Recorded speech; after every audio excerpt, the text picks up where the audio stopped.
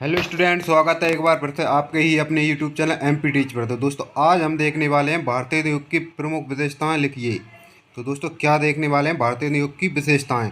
तो इसमें हमारा हो जाएगा पहला पॉइंट राष्ट्रीय भावना का विकास।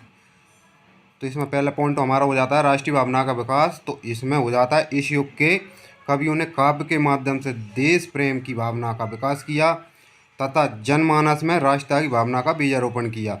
तो यहाँ पर क्या हो जाता है, इस युग के कवियों ने काव्य के माध्यम से देश प्रेम मतलब देश की बात की है। यहाँ पर देश प्रेम की भावना का विकास यहाँ पर किया गया और जनमानस में राष्ट्रता की भावना का बीजारोपण किया है। तो ये हो जाएगा राष्ट्रता की भावना।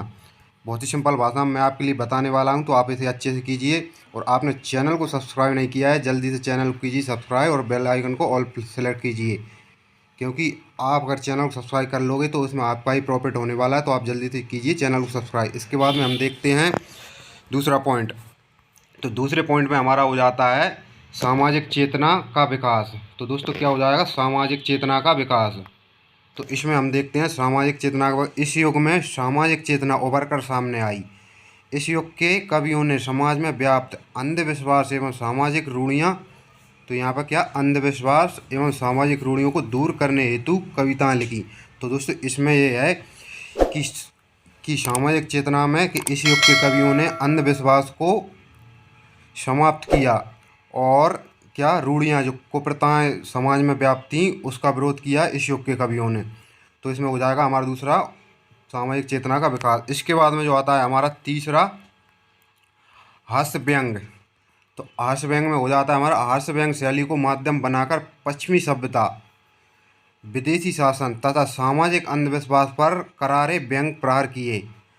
तो वही पश्चिमी सभ्यता, विदेशी शासन, सामाजिक अंधविश्वासों में करारे व्यंग की, मतलब पश्चिमी सभ्यता थी जो हमारी और विदेशी का जो शासन था उस पर एवं उसमें अंधविश्वास था, उस पर करारे व्यंग इन्होंने यहाँ से किया है हास्य व्यंग शैली में। तो इसके बाद हमारा चौथा जो आता है अंग्रेजी शिक्षा का विरोध। तो दोस्तों इसमें क्या, अंग्रेजी शिक्षा का विरोध किया है भारतेंदु युग के कवियों ने। भारतेंदु युगीन कवियों ने अंग्रेजी भाषा तथा अंग्रेजी शिक्षा के प्रचार प्रसार के प्रति अपना विरोध कविताओं में प्रकट किया। तो यहाँ भी क्या किया है, अंग्रेजी शिक्षा का विरोध। तो हमारा 4 पॉइंट कंप्लीट हो जाते हैं यहाँ से। इसके बाद में जो हमारा आता है पांचवा, क्योंकि बहुत ही सिंपल भाषा में मैंने आपको बताया है कि बहुत ही सरल भाषा है, आप एक दो बार अच्छे से पढ़ोगे तो आपको आसानी से याद हो जाएगा। तो आप चाहो तो यहाँ से स्क्रीनशॉट भी निकाल सकते हैं इसका, क्योंकि एग्ज़ाम की दृष्टि से आपके लिए बहुत ही इम्पोर्टेंट हो जाता है। तो आप इसे अच्छे से कीजिए। इसके बाद हम देखते हैं पांचवा पॉइंट। पांचवा पॉइंट देखने से पहले दोस्तों फिर कहूँगा कि आपने चैनल को सब्सक्राइब नहीं किया है, जल्दी से कीजिए चैनल को सब्सक्राइब और बेल आइकन को कीजिए ऑल पर सेलेक्ट, जिससे आपका ही प्रॉफिट होने वाला है। तो आप जल्दी से चैनल को कीजिए सब्सक्राइब। इसके बाद में हमारा पांचवा जो आता है, पांचवें में हम देख लेते हैं काव्यानुवाद की परंपरा। तो इसमें हो जाएगा काव्यानुवाद की परंपरा में कि मौलिक लेखन के साथ साथ संस्कृत तथा अंग्रेजी से काव्यानुवाद भी हुआ।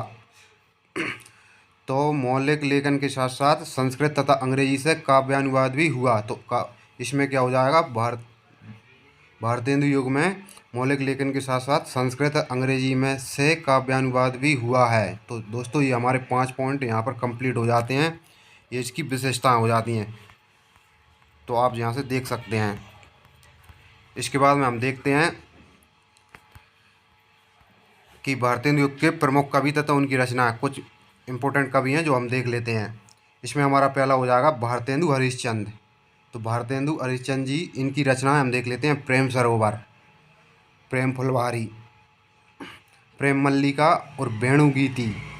तो दोस्तों ये इनकी प्रसिद्ध रचनाएं हैं, तो आप इन्हें अच्छे से याद कीजिए, क्योंकि भारतेंदु हरिश्चंद्र जी भारतेंदु युग के प्रमुख कवि थे। इसके बाद में बद्रीनारायण चौधरी। तो इसमें हो जाएगा हमारा क्या, बद्रीनारायण चौधरी, जीर्ण जनपद, आनंद अरुणोदय और ललित लहरी। तो यहाँ पर ये हो जाता है हमारा क्या, बद्रीनारायण चौधरी, जीर्ण जनपद, आनंद अरुणोदय और ललित लहरी, ये इनकी प्रसिद्ध रचनाएं हैं। और भारतेंदु हरिश्चंद्र जी की हम देख चुके हैं। और इसके बाद में भारतीय युग की हमने विशेषताएं भी देख ली हैं। इसमें राष्ट्रीयता की भावना पहला पॉइंट था हमारा, राष्ट्रीयता की भावना। इसके बाद में दूसरा पॉइंट हमारा आ गया था सामाजिक चेतना का विकास और हास्य व्यंग। तीसरा पॉइंट जो हमारा था हास्य व्यंग। इसके बाद में अंग्रेजी शासन का विरोध और काव्यानुवाद की परंपरा। तो ये यहाँ पर हमारे 5 पॉइंट कंप्लीट हो जाते हैं भारतीय युग की विशेषताएं। दोस्तों अगर आपको इसकी पीडीएफ चाहिए तो डिस्क्रिप्शन में जाइए और टेलीग्राम ग्रुप को ज्वाइन कीजिए। तो क्या कीजिए, टेलीग्राम ग्रुप को ज्वाइन कीजिए, जिसकी लिंक डिस्क्रिप्शन में दे रखी है। तो आप जल्दी से जाइए और टेलीग्राम ग्रुप को ज्वाइन कीजिए, क्योंकि बहुत से बच्चे वहाँ पर ज्वाइन हो चुके हैं। तो आप भी टेलीग्राम ग्रुप को ज्वाइन कीजिए, क्योंकि सबसे पहले वीडियो को नोटिफिकेशन सब उसी पर देखने को मिलेगा। तो आप जल्दी से टेलीग्राम ग्रुप को ज्वाइन कीजिए और वीडियो को क्या कीजिए दोस्तों, लाइक कीजिए और वीडियो को शेयर कीजिए, अपने दोस्तों के साथ शेयर कीजिए, क्योंकि वो भी इसका लाभ ले सकें, क्योंकि बहुत ही इंपॉर्टेंट क्वेश्चन हो जाता है एग्ज़ाम की दृष्टि से। और चैनल को कीजिए सब्सक्राइब और बेल आइकन को ऑल पर सेलेक्ट कीजिए। तो दोस्तों मिलते हैं एक नेक्स्ट वीडियो में नेक्स्ट सॉल्यूशन के साथ। जब तक के लिए धन्यवाद।